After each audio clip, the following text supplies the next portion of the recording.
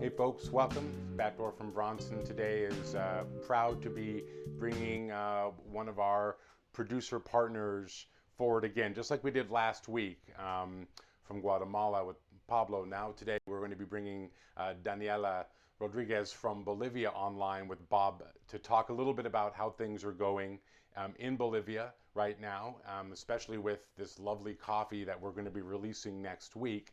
I think I have them both on the in the waiting room over here, so I'm going to ask them to jump into the line here with us, and we'll start the conversation because I know everybody's been waiting to say hi to them today. Hey folks, can you hear me? Okay. Yeah, Josh, I'm here. Oh, awesome, great. Yeah, It's good to see you. And As always, Josh, it's great to see you here on the counter of my kitchen. yeah, and Daniela, can you hear us too? yes, yes. Hi, hi, hi, everybody. Hey, it's good to see you. I'm trying to capture you on the main screen there. Okay, good. Well, Bob, how are things going in your kitchen? Things are going great.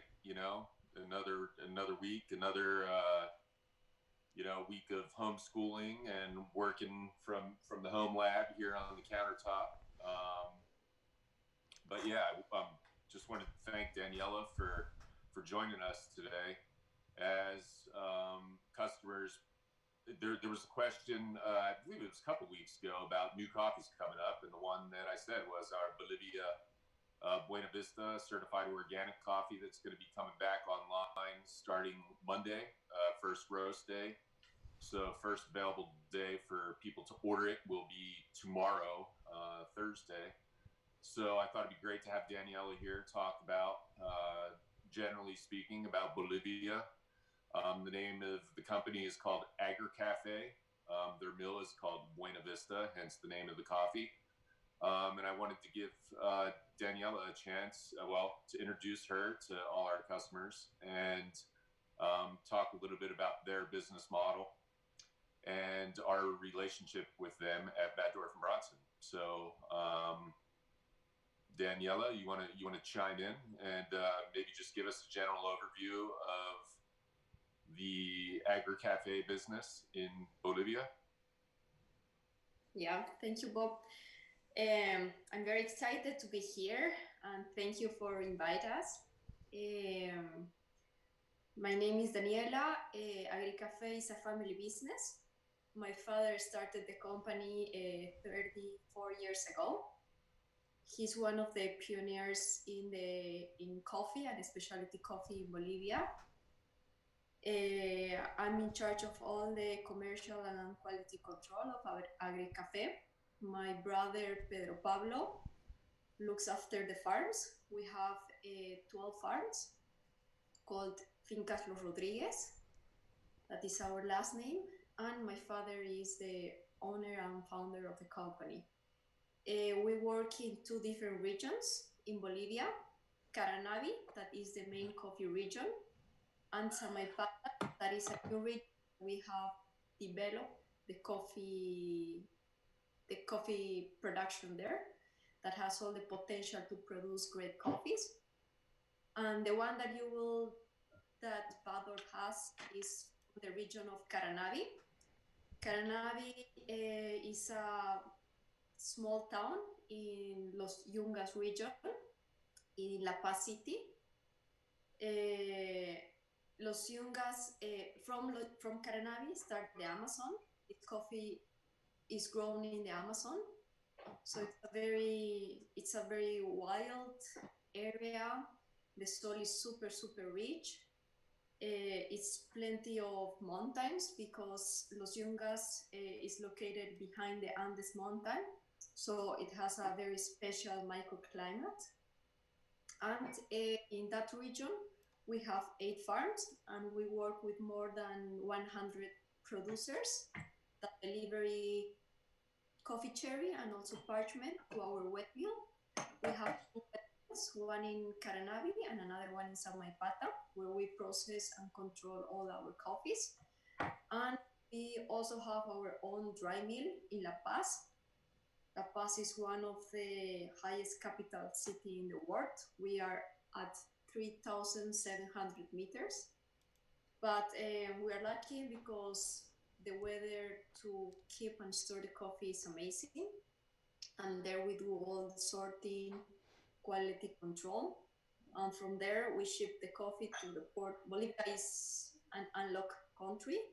So we ship the coffee to the port of Arica. And from there, the coffee goes everywhere. Yeah, if I could chime in here a little bit, Josh. Yeah, so Bolivia is very unique in its geography and coffee production. Daniela mentioned the altitude of La Paz, and I can speak to that a little bit. Bolivia is one of the few origins that I've been to where when you land at the airport, you actually have to go downhill to get to where the coffee producing areas are because the elevation is so high. The name of the airport in La Paz is called El Alto. And the first time I landed there, it was actually snowing when I got off the plane, which was quite a shock. And I had heard stories in the past about there being like oxygen tanks in the airport for when people get off the plane. And of course, I thought that was, some exaggeration, but it was indeed true. They have them there for people that are coming in and having some difficulty with the altitude. So it's a very, very unique, very I'm going to say spiritual place. It's something that I highly recommend if anyone ever has a chance to go to La Paz. It's a beautiful city. Coffee aside, I think there's a lot to offer there. And I must say, Daniela, I believe that the best food that I've ever had at Origin, I still to this day I will say was in Bolivia. Yeah, Bolivia is a very unknown country. We are only 1 million people that live in Bolivia, but Bolivia is a very big country as a size. It has 1 million kilometers. So yeah, and Bolivia is very diverse. We have a jungle, we have the high altitudes, we have valleys. So that makes that we have plenty kind of different ingredients for the food and very diverse. So yeah. Okay. So the coffee that we buy from you guys specifically is a certified organic coffee. I know it's from a program that you guys have started called the Sol de la Mañana program. Maybe you could explain a little bit about your relationship with some of the other producers in the area that you create this coffee with. And I know that you received a sustainability award for this program from the Specialty Coffee Association. So could you talk a little bit about that? Yes. Yeah, when we started AgriCafe, or the company, my father used to work with more than 5,000 small producers in the region of Caranavi. But then every year the production started to decrease to a point that only 500 producers were delivering the coffee, the cherry, to us. So we were in a situation that the coffee production was kind of disappearing in Bolivia. From exporting 100,000 bags in 2010, in 2014 it dropped to 50,000 bags. So every year was decreasing, and it was not sustainable for us because it was in a certain point that the coffee production could disappear. And many producers were moving to the city. Many producers were looking for other crops like coca or mining. So we were in a situation that we have to do something as a company if we still want to be in this beautiful business that is coffee. Because for us, coffee is our passion. We always living and it's part of our life. So we decided to establish our own farms, Finca Los Rodriguez, and at the same time, with the same model that is sustainability, work together with some producers that they have been working with us for more than 20 years. So the idea was to transfer all the knowledge that we have in our farms to them. But because these people, even though that they have been producers for many years, when specialty coffee started in Bolivia, everything was like a present. So the ONGs or all international help, they give everything ready to them. So they didn't know how to do a nursery. They didn't know how to prune. They were not pruning the coffee trees. So we decided to teach them from the beginning. So the first step was to start doing a nursery. That is very important for the health and for the sustainability of a farm. And also to manage a farm, that they have to look to see a farm like a business. They have to know how many plants they have. They have to invest in a coffee farm. So based on that, we developed this program that is called Sol de la Mañana. And that Sol de la Mañana is looking for increasing the productivity of the farms, of course, having a very, very healthy farms. And at the same time, quality for us super, super important. So if you have volume and you have quality, you can have a better life. So last year, we won the prize of the best sustainable business model, and it's based on the program that we have these producers that has been in a short time, because this program started in 2014, and in such a short time, it has been very successful, because producers, for being producing 5 to, I don't know, maybe 8 bags per hectare, they improve their productivity to 20 to 30 bags per hectare with an amazing quality. Yeah. And how many producers in the Caranavi area now, Daniela, are participating in this program with you guys? We are working with over 100 producers, and the support that we are giving to them is very personalized. My brother visits every month. We also have special people that visit the farms every month. They plan together how they are going to manage the farm, what they need, the productivity and everything. So it's a full support to the producers. I wanted to take a moment here, and I believe that it looks like I invited Ben to join us today. We're going to brew some of the coffee that we have that we're about ready to release. Bob and the team at the roastery produce some for us as we get ready to accept orders. So I'm going to take a moment and contact Ben while you guys are still talking, okay? All right, sounds great. So I'd like to just reiterate some of the things that Daniela said concerning production in the area and some of the challenges that specifically Bolivia has faced over the years. Bolivia is unique in that it's a landlocked country in South America. I'm not sure if you caught that when Daniela was talking about it. So coffee needs to be exported through the port of Arica in Chile.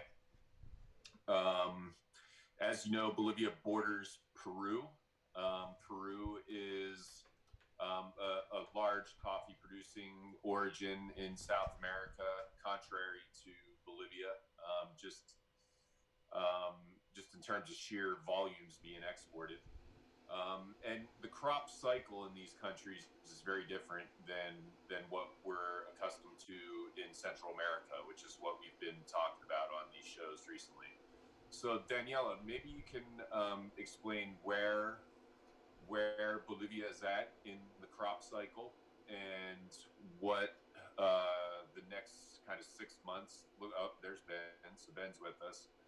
And while you're talking about that, Josh, does it seem reasonable that maybe Ben and I can do our brewing while Daniela is talking a little bit about the crop cycle? Yeah, what I'll do is I'll actually mute us so that none of our pickup sounds affect her ability, and she'll be in the screen. She can talk about where we're at, and then we can go ahead and brew this coffee while she's talking about the crop cycle right now. Sound good? Yeah. All right. Sweet. Okay. The harvest in Bolivia start in end of May and finish in the almost November. Depends on the weather. The peak of the harvest is in July, August, and September. So basically, the harvest in Bolivia is very, very long, as we only pick mature cherries. That is very important, so that make us very, very long, as well as the weather and the temperature in Bolivia is very extreme. During the day, the weather can be very warm. It can be from 22 to 30 degrees, and at night it drops to 8 degrees to 12. So that makes that the maturity of the cherry is very slow. But that is also very super good for the quality of the coffee, as it makes us the cherries have more sweetness, are super sweet, and it helps us for the pickers that the maturity is not just explode. It is very kind of slow, and pickers move from one farm to the other because of the altitudes that the farms have. And so that is the harvest, and the shipping months in Bolivia are from basically September to February, March, that we do, while the coffee is resting in La Paz. La Paz is, as I have said, is at 3,600 meters, but it has the humidity is perfect to store the coffee.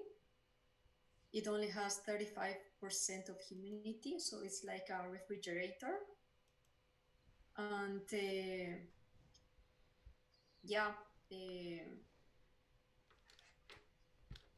what is very the difficulties in Bolivia are that everything, the roads are very, even though they are close by, but the roads are not very good. Maybe you have heard about the dead roads. So the coffee has to pass by that road many times, and that makes that it's only 90 kilometers, but it takes for the coffee almost 10 hours to drive from Caranavi to La Paz. And the coffee from Samaipata to La Paz, it takes 24 hours to arrive to La Paz, that is 1,000 kilometers. Wow. So the coffee spent a lot of time on the road. And from La Paz to Arica,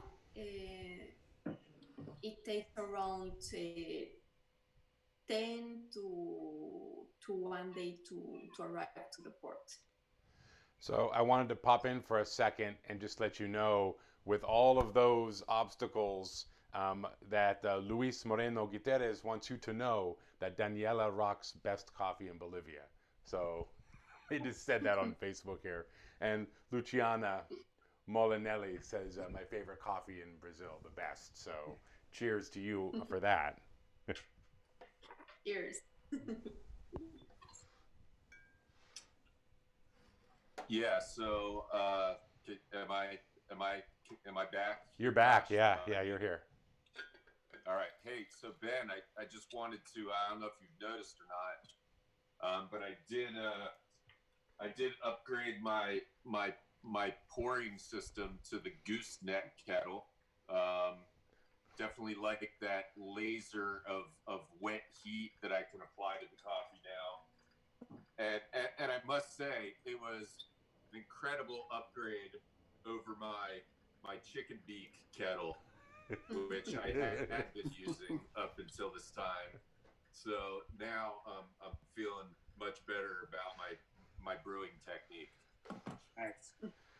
I'm sure the chicken beak can be painted onto your Bonavita as well too. So, Or perhaps but this coffee, it's my first taste of it, is amazing. So how did it perform what did you do in the AeroPress with your process today, man? Anything? I went with my my standard 19 gram for my mug of coffee. 3 paper filters, nice kind of medium coarse grind, and a 2-minute steep.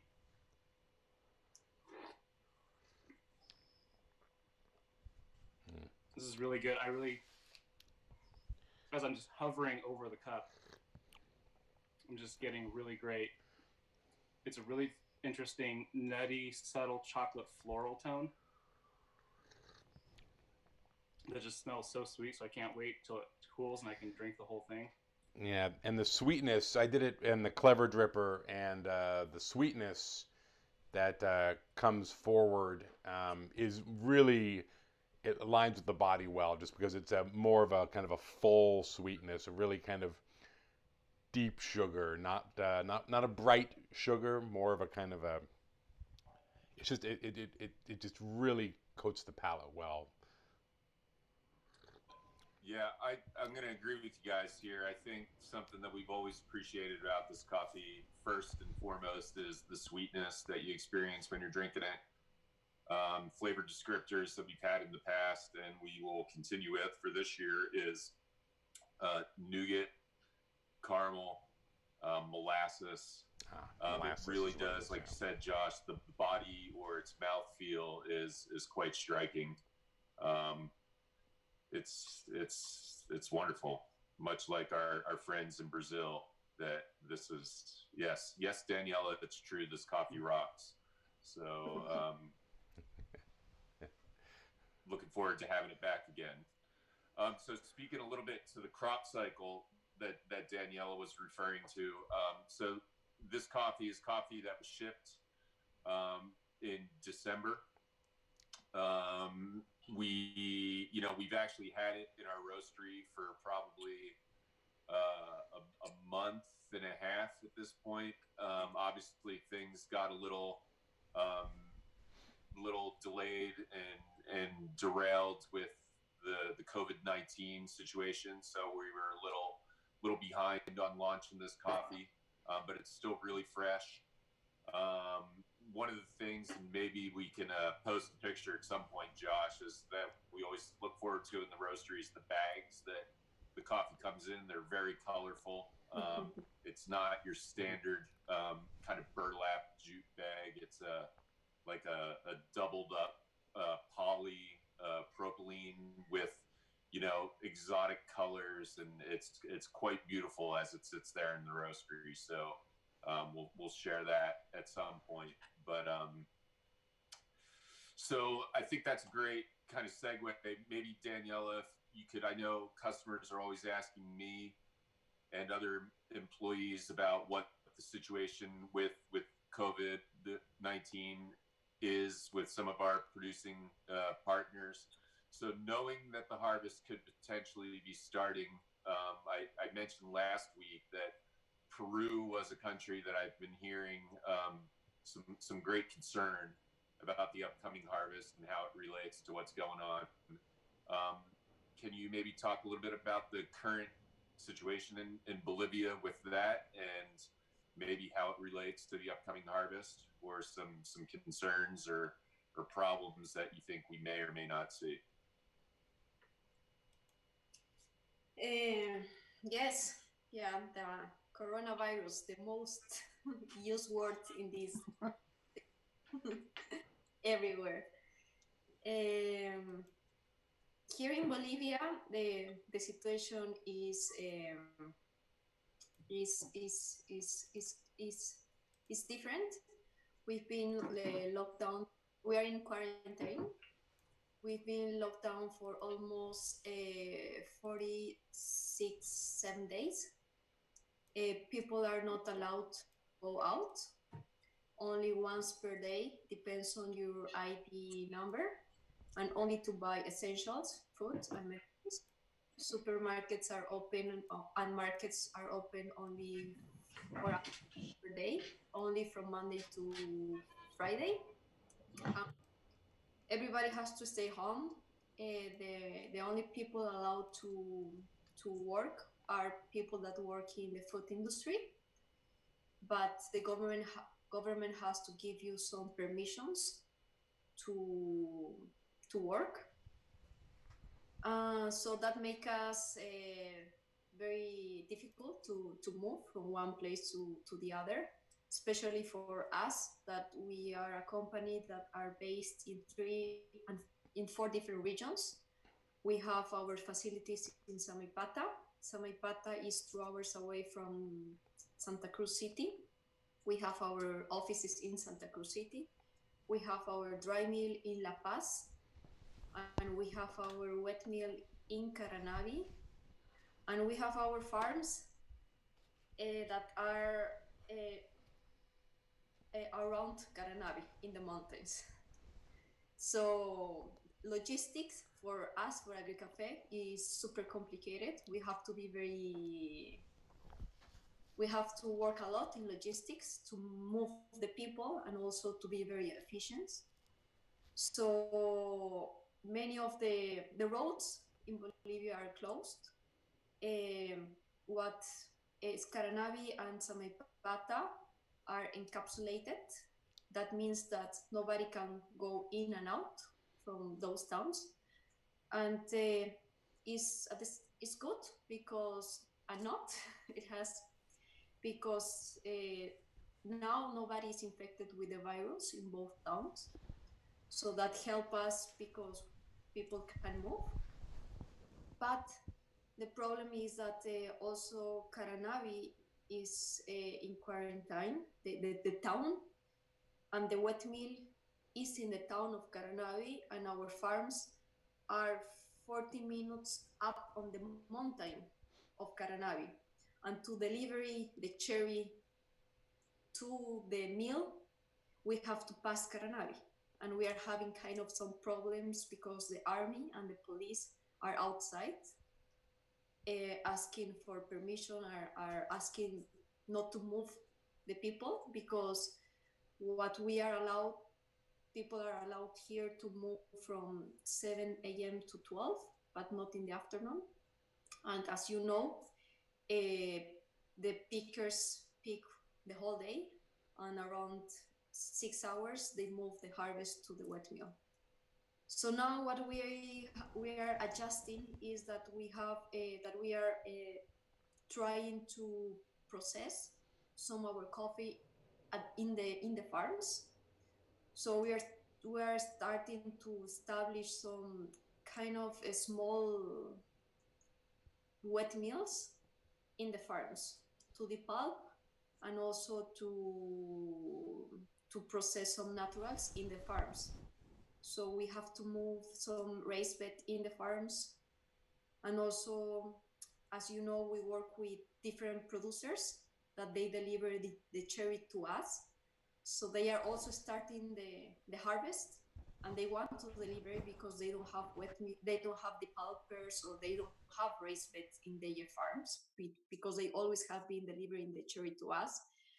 And we can now in this point say, after this program that we have established, and now that they have the production, we cannot say, okay, we can't accept your coffee.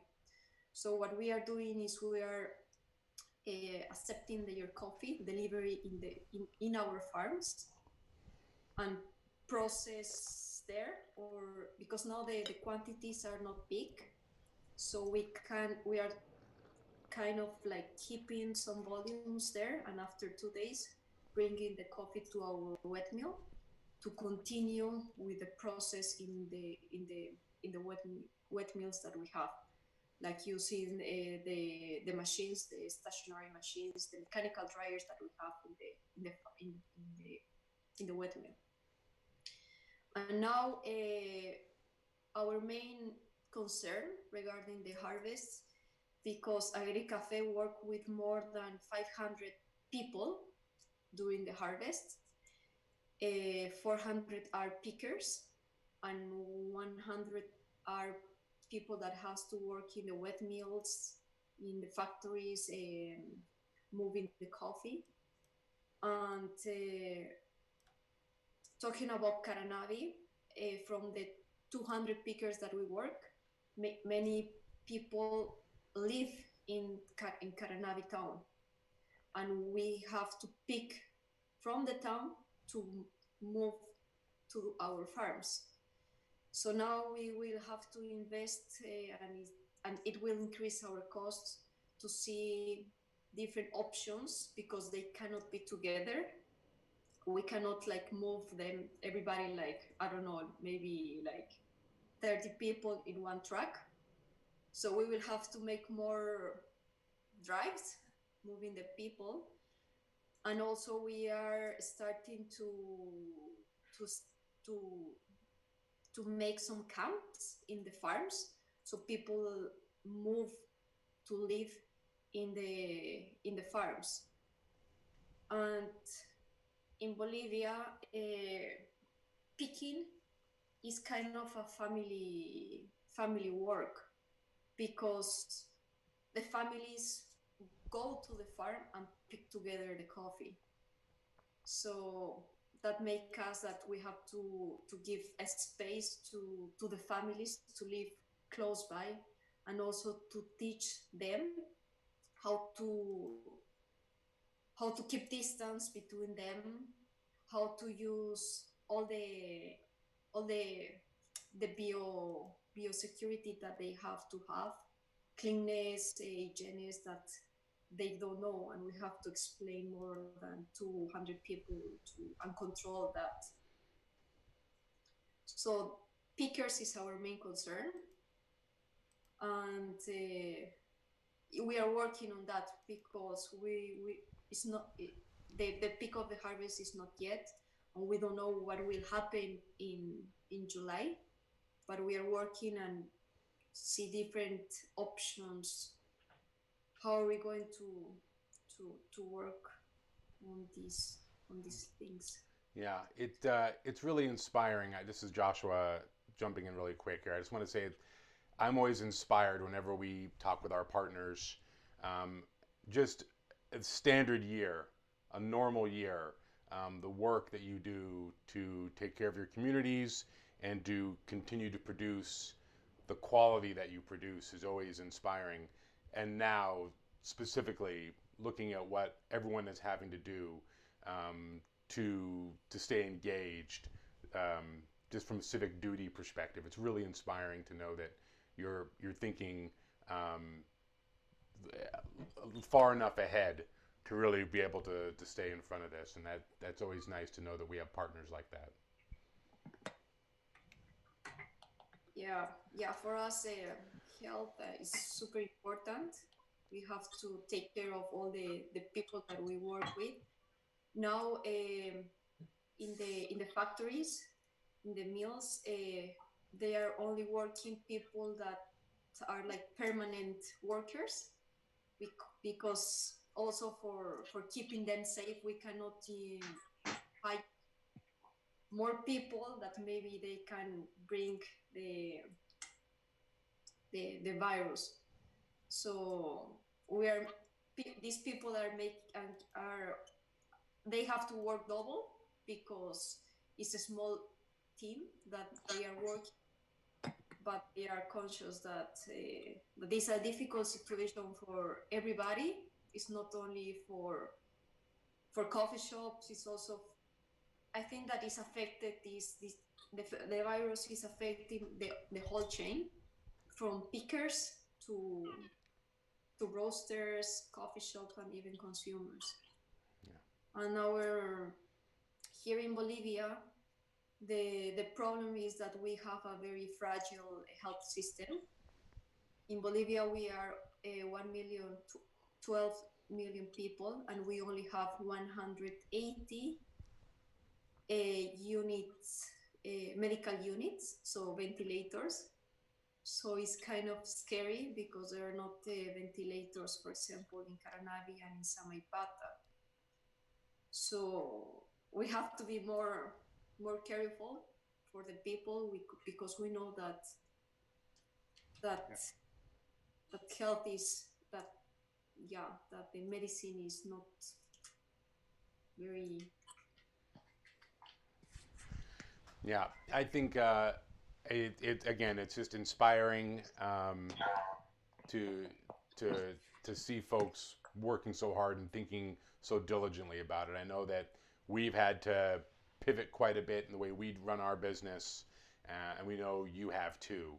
And I'm just glad that we have this coffee, and we do look forward. I know I can't speak for Bob; he's the green bean buyer, but I'm just so happy for the relationship that he's built with you all there, because it really is a highlight every year. And even with these troubles that we're experiencing, I know we'll have a highlight again with the new crop.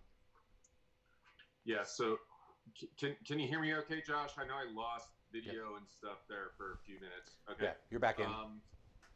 Yeah. Thank you, Daniela, for taking the time to join us. Yeah, I understand these are difficult times, and obviously we all hope that things improve between now and when the harvest starts here towards the end of this month. Keep us, we'll stay in contact and stay updated. But yeah, once again, thank you. And Josh mentioned this is kind of one of many relationships that we have with producers that have extended for long periods of time. And I was trying to remember, when I first met your dad, Pedro. And yeah, it was a long time ago. And I think one of the unique things about our relationship between Batdorf and Bronson and Agri Cafe is, Pedro and I knew each other for a long time before we ever actually purchased coffee and brought it to Batdorf. And I think it just goes to show how coffee is a long-term business. The relationships that we invest in, the farms that we invest in, as producers, as roasters, are long-term investments. And it takes time to foster these relationships. And oftentimes it's the seeds that you plant. I'm thinking it was 12 years ago when Pedro and I first met at an event, and of all places, I think it might have been in Guatemala. That it was then 6-7 years later before we started bringing in coffee from Buena Vista or Agri Cafe. So thank you for all the hard work. Thank all your employees and your family.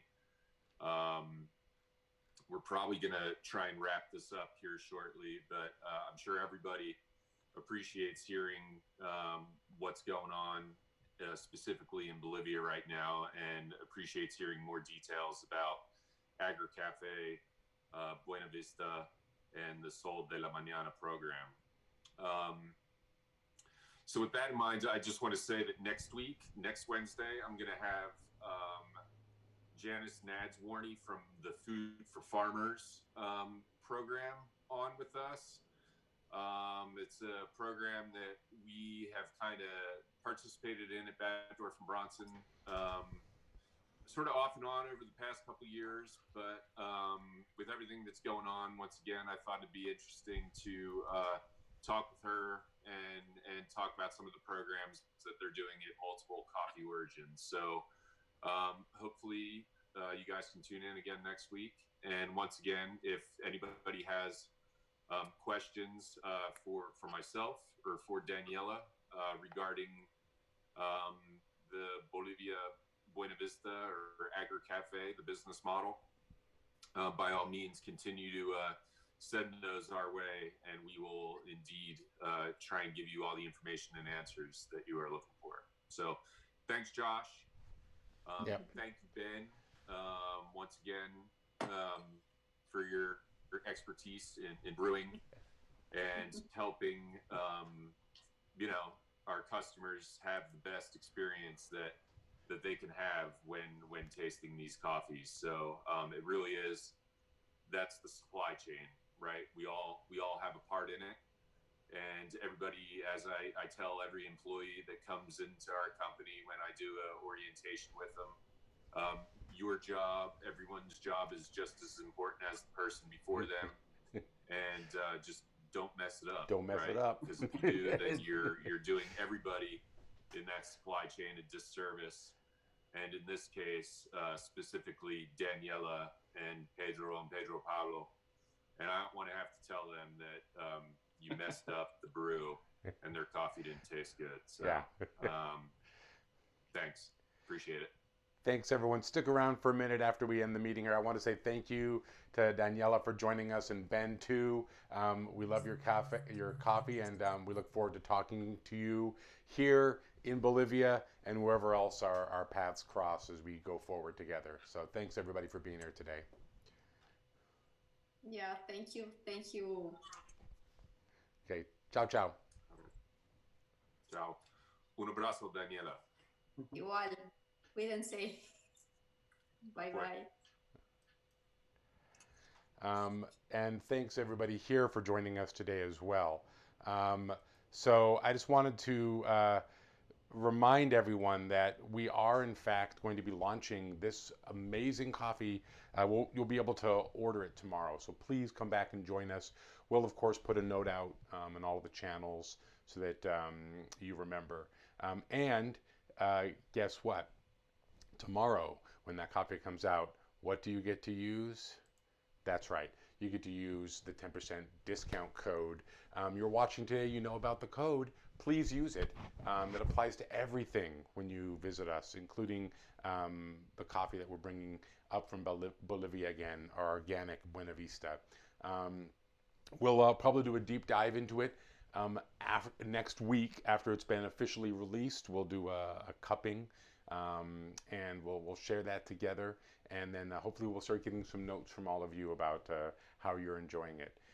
It's really great for us to continue to meet in places like this. We're so grateful that our producer partners come here to talk with all of you and to talk with us, to start to really build the relationships that we have.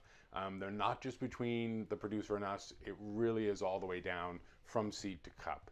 And so thank you all for joining us here. Really appreciate your time.